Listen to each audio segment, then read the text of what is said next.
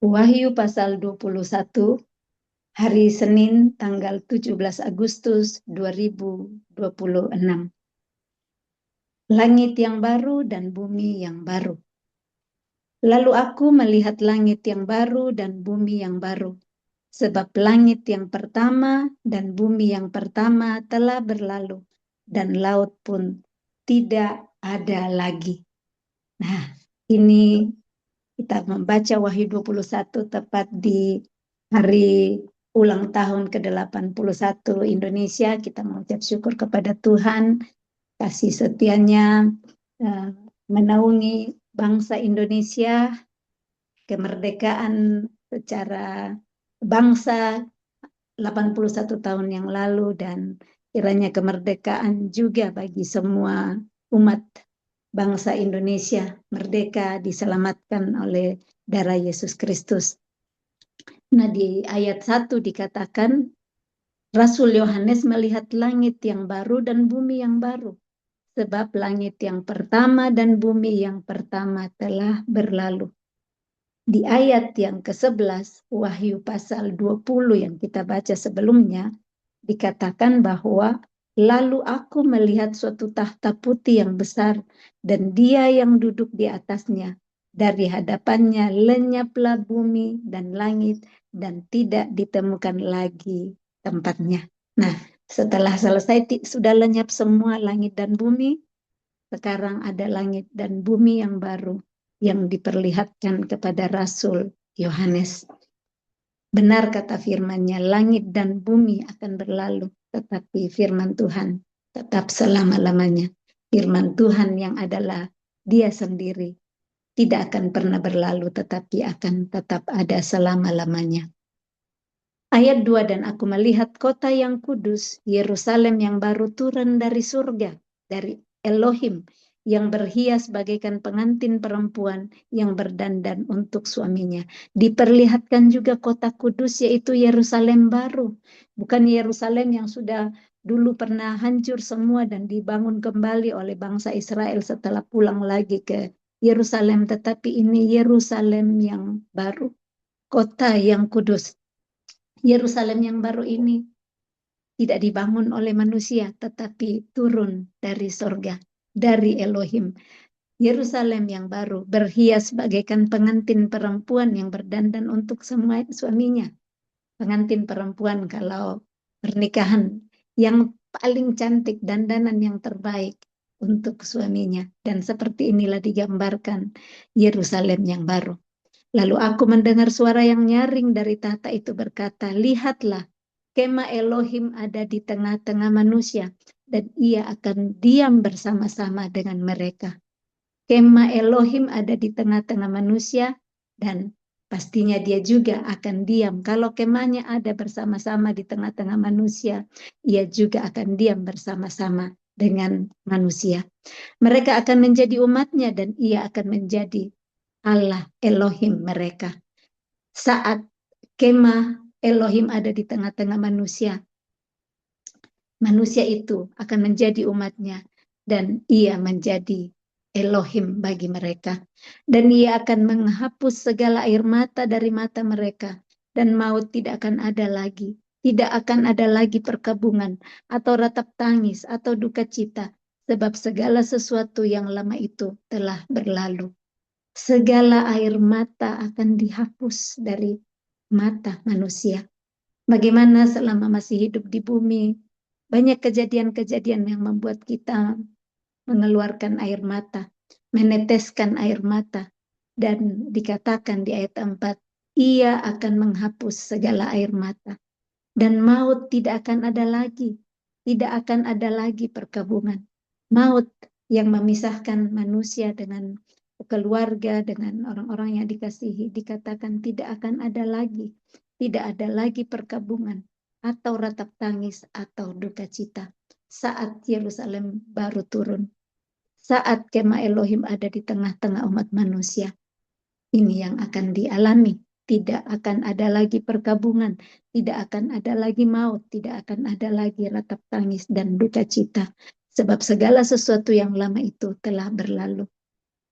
Hari ini masih terjadi, belum ada peristiwa yang diperlihatkan kepada Rasul Yohanes ini. Masih ada air mata, masih ada maut, masih ada perkabungan, ratap tangis, dan duka cita.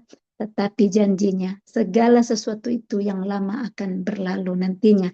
Dan semuanya hanya tinggal bersama dengan Elohim, dia tinggal di tengah-tengah manusia. Dan dia menjadi Allah dan Elohim bagi semua umat manusia. Ayat 5, ia yang duduk di atas tahta itu berkata, lihatlah, aku menjadikan segala sesuatu baru.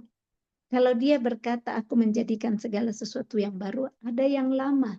Dan segala sesuatu, semuanya dia jadikan baru. Bagaimana hidup kita hari ini? Dia mau supaya kita diperbaharui. Dia rindu cara hidup kita yang lama diperbaharui. Dan dia yang sanggup untuk menjadikannya itu menjadi baru. Kalau kita bilang tidak mungkin, saya sudah berusaha, kok saya tidak bisa berubah, kenapa keadaan tidak berubah? Dia berkata hari ini, lihatlah aku menjadikan segala sesuatu baru. Dia sanggup untuk memperbaharui yang lama di dalam kehidupan kita. Semua yang usang, yang tidak sesuai dengan kehendaknya, dia sanggup perbaharui saat kita mau untuk dengar-dengaran dan taat kepada firman-Nya. Dan firman-Nya tuliskanlah, karena segala perkataan ini adalah tepat dan benar. Dia minta tulisan apa yang diperkatakan ini, diperlihatkan ini untuk dituliskan, karena segala perkataan yang didengar oleh Rasul Yohanes ini adalah tepat dan benar. Dia akan menjadikan segala sesuatu baru. Firman-Nya lagi kepadaku, semuanya telah terjadi. Aku adalah Alfa dan Omega, yang awal dan yang akhir. Orang yang haus akan kuberi minum dengan cuma-cuma dari mata air kehidupan. Orang yang haus, yang rindu untuk dekat kepada dia, yang rindu untuk minum air kehidupan, dijanji orang yang haus itu akan diberi minum, dan diberinya pun dengan cuma-cuma, tidak harus membeli, tidak harus bayar, karena dia memberikan dengan cuma-cuma dari mata air kehidupan. Mari kita bangun terus hidup kita selalu lapar dan haus akan kebenaran firman Tuhan. Selalu haus akan air kehidupan yang akan membuat kita terus segar, disegarkan di dalam kehidupan kita, karena air kehidupan sumber segala-galanya. Kalau air yang kita minum setiap hari, kita minum 1 gelas, nanti bisa haus lagi. Tetapi air kehidupan akan memberikan kesegaran kepada kita selama-lamanya. Barang siapa menang, ia akan memperoleh semuanya ini, dan aku akan menjadi Elohimnya, dan ia akan menjadi anakku. Jadi siapa yang menang, yang mau untuk mengalahkan semua keinginan dagingnya, dia akan dikatakan menang dan memperoleh semuanya ini. Dan janji Tuhan, aku akan menjadi Elohimnya dan ia akan menjadi anakku. Tetapi orang-orang penakut, orang-orang yang tidak percaya, orang-orang keji, orang-orang pembunuh, orang-orang sundal, tukang-tukang sihir, penyembah-penyembah berhala, dan semua pendusta, mereka akan mendapat bagian mereka di dalam lautan yang menyala-nyala oleh api dan belerang. Inilah kematian yang kedua. Jadi ada orang-orang yang dituliskan secara jelas di ayat 8, orang-orang inilah yang akan mendapat bagian di dalam lautan yang menyala-nyala oleh api dan belerang. Inilah kematian kedua. Roh Kudus kiranya menolong kita mengerti tentang firman ini, supaya nantinya kematian kedua yang seperti ini tidak kita alami. Yerusalem yang baru. Maka datanglah seorang dari ketujuh malaikat yang memegang ketujuh cawan, yang penuh dengan ketujuh malapetaka terakhir itu. Lalu ia berkata kepadaku, katanya, marilah ke sini, aku akan menunjukkan kepadamu pengantin perempuan mempelai anak domba. Lalu di dalam roh, ia membawa aku ke atas sebuah gunung yang besar lagi tinggi, dan ia menunjukkan kepadaku kota yang kudus itu, Yerusalem, turun dari sorga, dari Elohim. Semua diperlihatkan kepada Rasul Yohanes di dalam roh. Rohnya yang dibawa oleh malaikat ini, dan diperlihatkan lagi kepadanya gunung yang besar lagi tinggi, dan ditunjukkan kota yang kudus itu, Yerusalem yang turun dari surga, dari Elohim. Kota itu penuh dengan kemuliaan Elohim, dan cahayanya sama seperti permata yang paling indah. bagaikan permata yaspis, jernih seperti kristal, kota yang penuh kemuliaan Elohim. Ini Yerusalem baru, tidak seperti Yerusalem yang lama. Yerusalem yang baru ini dipenuhi dengan kemuliaan Elohim, bahkan cahayanya seperti permata yang paling indah. Permata apa yang sudah kita lihat di bumi ini, yang kecil-kecil saja ya, ini kemuliaan Allah, kemuliaan Elohim memenuhi seluruh kota Yerusalem ini. Dan paling indah, permata yang paling indah, bukan permata yang biasa-biasa saja. Dan temboknya besar lagi tinggi, dan pintu gerbangnya 12 buah. Dan di atas pintu-pintu gerbang itu ada 12 malaikat, dan di atasnya tertulis nama ke-12 suku Israel. 12 suku Israel. Di sini dia ada lagi tembok yang besar dan tinggi, ada pintu gerbang 12 buah. Dan 12 buah itu bertuliskan ke-12 suku Israel. Di sebelah timur terdapat 3 pintu gerbang, dan di sebelah utara 3 pintu gerbang, dan di sebelah selatan 3 pintu gerbang, dan di sebelah barat 3 pintu gerbang. Ada 12 juga pintu gerbang, dan tembok kota itu mempunyai 12 batu dasar, dan di atasnya tertulis ke-12 nama ke-12 rasul anak domba itu. Jadi ada 12 suku Israel, dan ada di tembok kota juga mempunyai 12 batu dasar, dan nama ke-12 rasul anak domba itu juga tertuliskan di sana. Dan ia yang berkata-kata dengan aku mempunyai suatu tongkat pengukur dari emas untuk mengukur kota itu serta pintu-pintu gerbangnya dan temboknya. Kota itu bentuknya 4 persegi, panjangnya sama dengan lebarnya, dan ia mengukur kota itu dengan tongkat itu 12.000 stadia, panjangnya dan lebarnya dan tingginya sama.